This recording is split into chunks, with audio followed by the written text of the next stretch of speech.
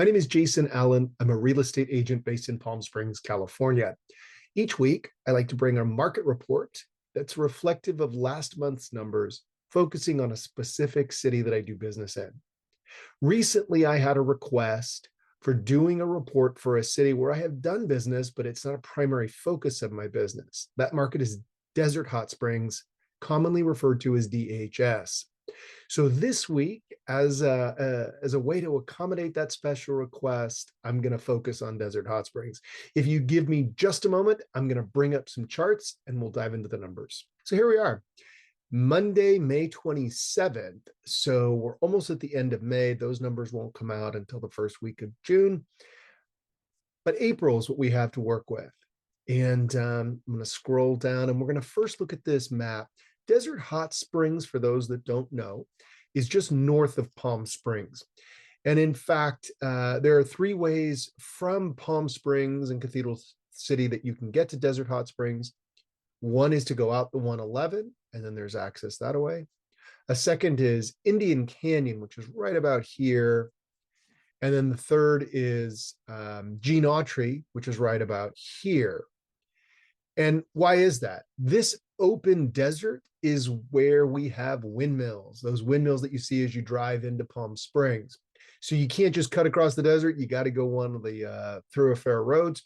And for those also who aren't familiar, wind is one of our climate issues here.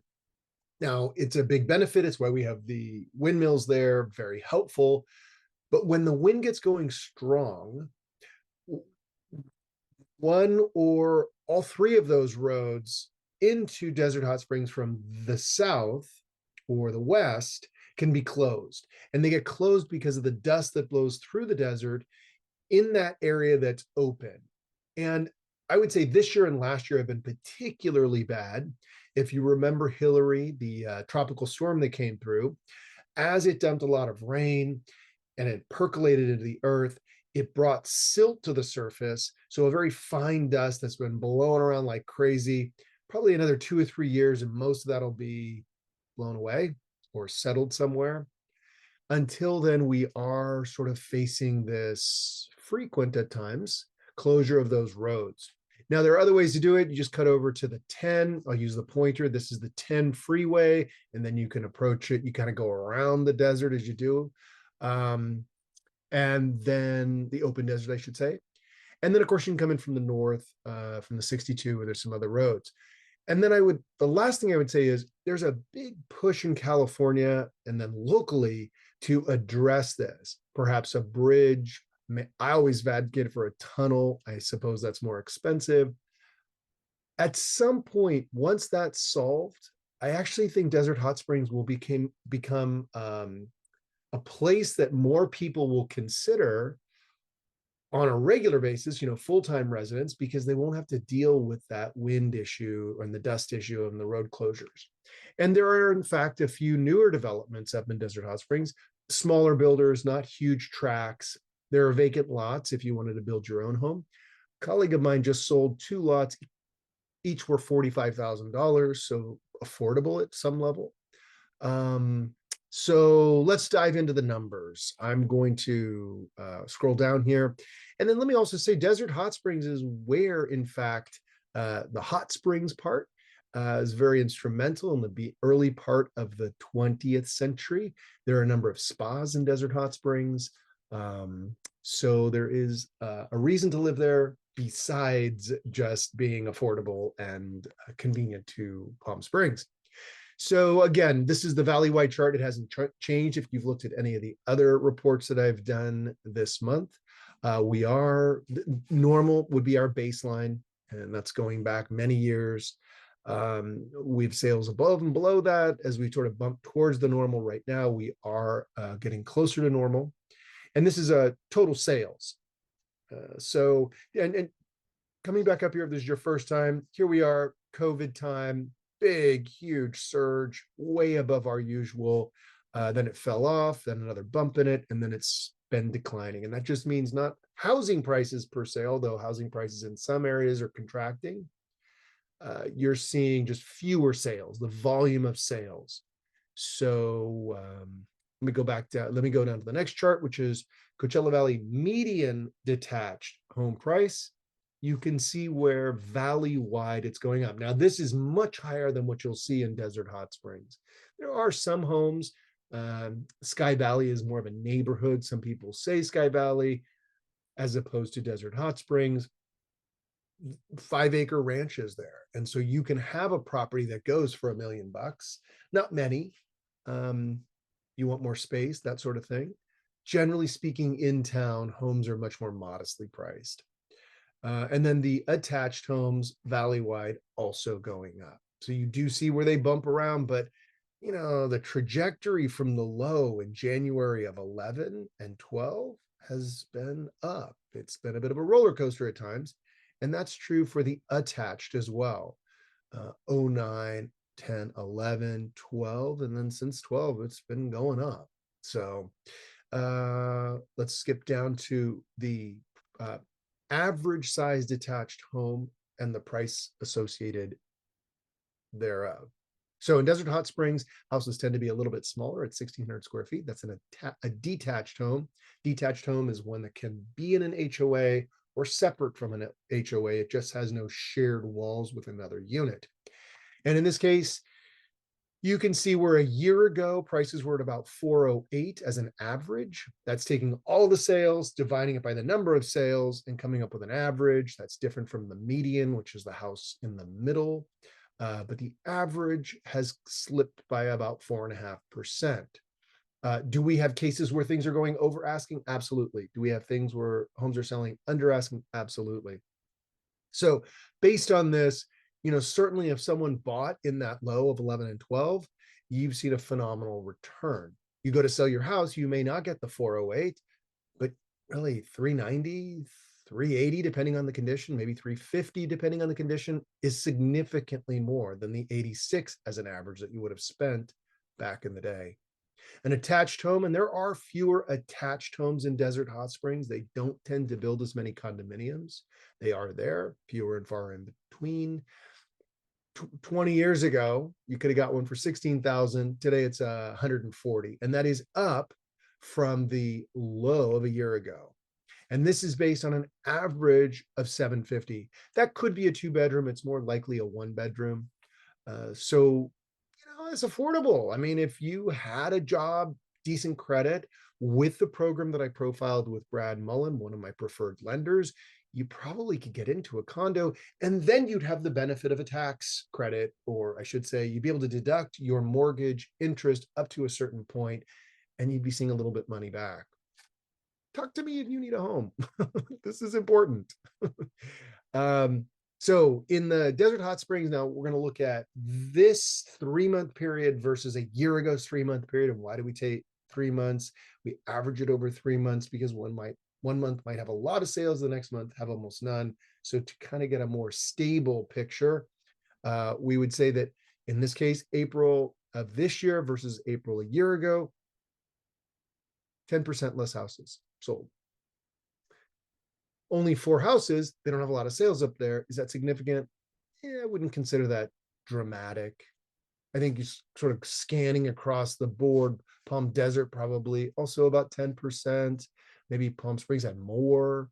I would look at this as very stable. Indian Wells, that's actually a significant gap on a percentage basis.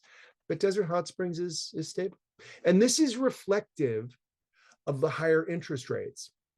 So I would say, and we don't keep statistics on this, my expectation is that there are fewer all cash purchases in Desert Hot Springs as compared to Palm Springs, Indian Wells, Rancho Mirage.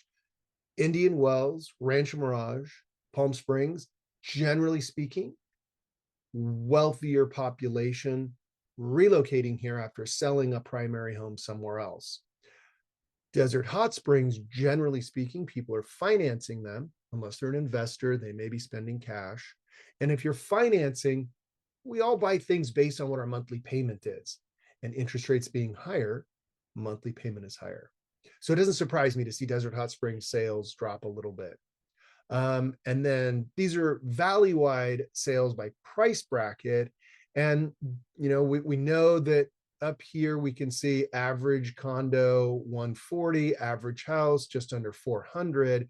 We come down to this chart and we say, generally speaking, under 400 here, we're still seeing good sales, right? This is more sales than it was a year ago. In this price point, more sales in a year, and in this price point, more than a year ago. Housing, like, it's slow, don't get me wrong, and we have more inventory and things are taking longer, but it's not like everything has dropped off the charts. So if we look at the inventory by city, Desert Hot Springs has more inventory compared to last year. So last year we had 124 on average, and this year we have 147 on average. I don't know if they do this as a 3-month rolling average or if it was just for April. Either way, we have more houses. From a buyer's perspective, you have more to choose from. That's a good thing. And if you have two houses on the same block, the houses are basically the same, it comes down to price. And that seller, if both sellers really want to sell, both are going to be interested in negotiating on price. So keep that in mind. From a seller's perspective, more inventory sometimes brings more buyers out. And if you are one of those two houses I was just talking about, and one goes into contract, well, that might have been, if you're not the one that got into contract, that was your buyer, perhaps. Could have, if you had the offer, you might have negotiated more favorably with them. But it does demonstrate to other people who have seen your house, wow, people are still out buying houses. Maybe I need to get the one I want today before someone else buys it from me. It's crazy how I'll have a listing, I'll go into contract, and as soon as I go into contract, I'll get like 3 or 4 phone calls from consumers who are like, oh, I didn't think it would sell that quickly. Desert Hot Springs. Now we look at month sales ratio by city in Desert Hot Springs.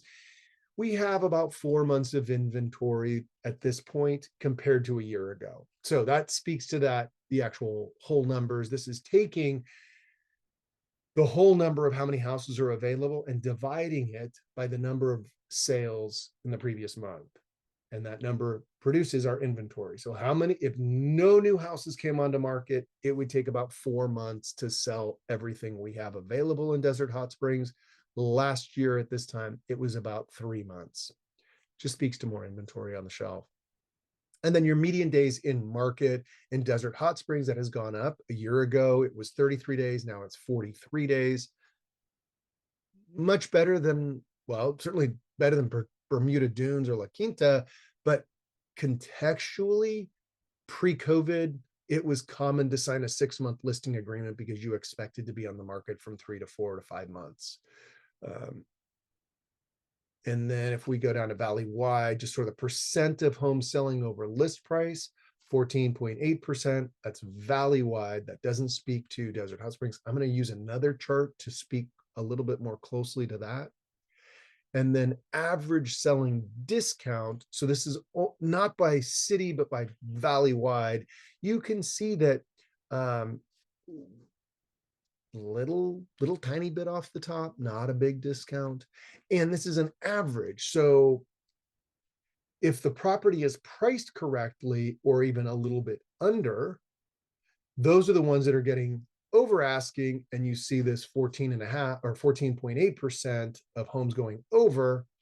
And then the rest on average, this little chip away, 2, 3, 4% maybe. And then I'm going to bring up this other chart. 1 second.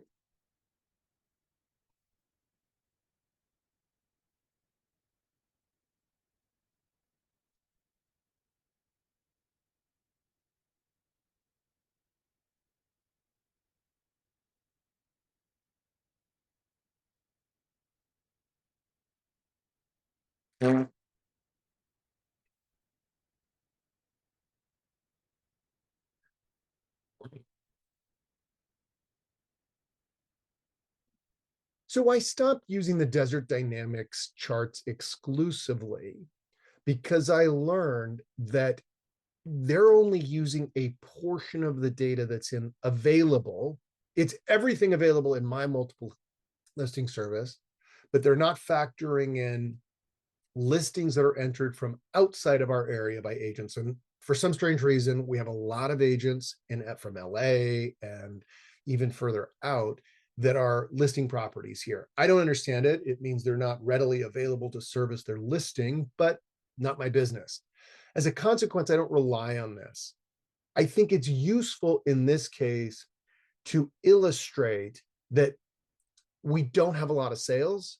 Of the sales that we track by the local agents, you can see 23 sales, median sales price 425. Now, median is the house in the middle, not the average, but the middle.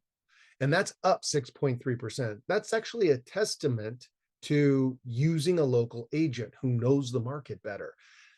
The local agents are probably pricing the homes better because they're tracking them. They're seeing the inventory. They know what's available and what has sold. Inventory is up 10% versus last year. But you can see here it's gone down from March. So let me get the cursor out of the way. We're not, and it's down from even the high of October of 22. So it's not as if we suddenly have double, triple, quadruple the number of homes available, and so prices are falling. Days on market, this of the subset were of what was all available based on the other chart. These homes are staying on the market longer. It might simply be the nature of the local agents recognizing the price makes sense and holding steady and influencing the seller to stay steady at that price. And then we're seeing sales to list price on average 2%, a percent 0.1. And then if someone takes more than one price reduction, up to 4%. Not significant, but those are on average. But here's the real kicker.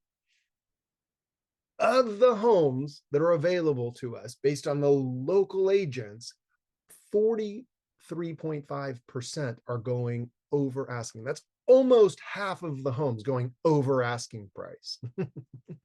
You can see where local representation makes a difference. Still 4 months supply, median sales price, another tracker.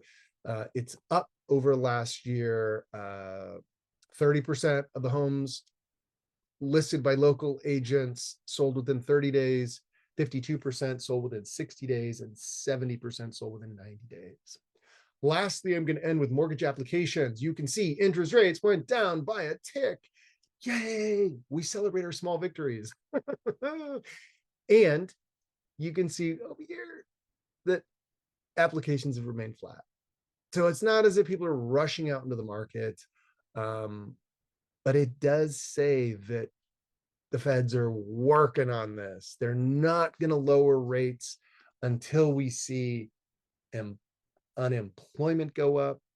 It's a mixed bag when you're trying to run a government. But because there are so many people employed and there's so much free cash in the market, and by free cash, I mean just money floating around, inflation stays up and interest rates stay up. As soon as unemployment increases and inflation comes down, you will see the interest rates go down. Now, of course, I'm not a prognosticator. I just know how it works. At some point, if interest rates go way up and you're somehow on the border right now, affording at 7.01%, you should buy today. Here's why. Because if interest rates go up higher, you're not going to get into the market. Yes, prices may come down, but they may not come down enough for you to have a monthly payment you can afford. And if rates go down and you've been paying your mortgage on time and you haven't changed jobs, or you haven't gone to a job where you make less and your credit is still good, you should be able to refinance and then thereby lower your house payment. So if you have any questions about this, don't hesitate to call me. Look at the video that Brad and I did that shows how if you have no down payment, but you have a good job and you have good credit, you can buy a house. And the benefit of buying the house is you get on the ladder. Remember the ladder I showed you from the bottom of 10, 11, 12, depending on whether it was attached or detached, and it slowly went up. It went down a little bit some years, then it went up, up, up. It's an escalator. It's an escalator. And that's just the way it's been for the last, I don't know, 100 years in America. So get on the escalator.